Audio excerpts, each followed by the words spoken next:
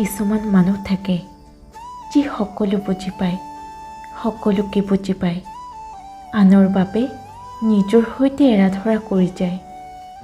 আপোনাৰ চৌপাশতে মন কৰিবচোন, এনে বহু মানুহ থাকে যাৰ কেতিয়াও ক'তো একো অভিযোগ নাই।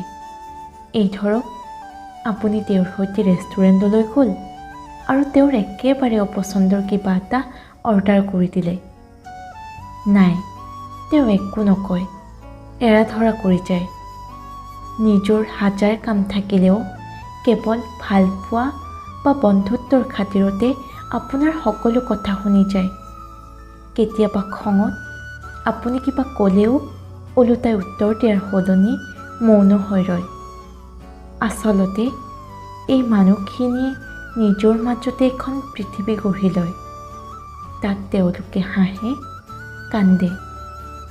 আপোনাৰ মোৰ পৃথিৱীখনত তেওঁ কেৱল উশাহ ল'বলৈ আহে। অমুকহে বাদ দে বুলি সকলোৱে তেওঁক উপেক্ষা কৰি যায়। সকলোকে বুজি পোৱা মানুহজনক কোনেও নুবুজাকৈ এৰি যায়।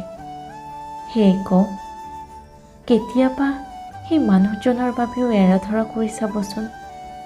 কেতিয়াবা তেওঁ ভাল পোৱা বেয়া পোৱাবোৰৰ প্ৰতিও সঁহাৰি জনাবচোন। কেতিয়াবা তেওঁ নিজেনো কেনে আছে তাৰো খবৰ ল'বচোন। কাকো নিসংগ হ'বলৈ নিদিয়া মানুহজনৰ নিসংগতাখিনি কেতিয়াবা আঁতৰাই চাবচোন। তেতিয়া বুজিব, আনক বুজি পোৱা, আনৰ কথা শুনা মানুহবোৰৰো ক'বলৈ, বুজাবলৈ এসাগৰ কথা থাকে, কিন্তু সেইবোৰ ৰৈ যায়, সদায় ৰৈ যায়।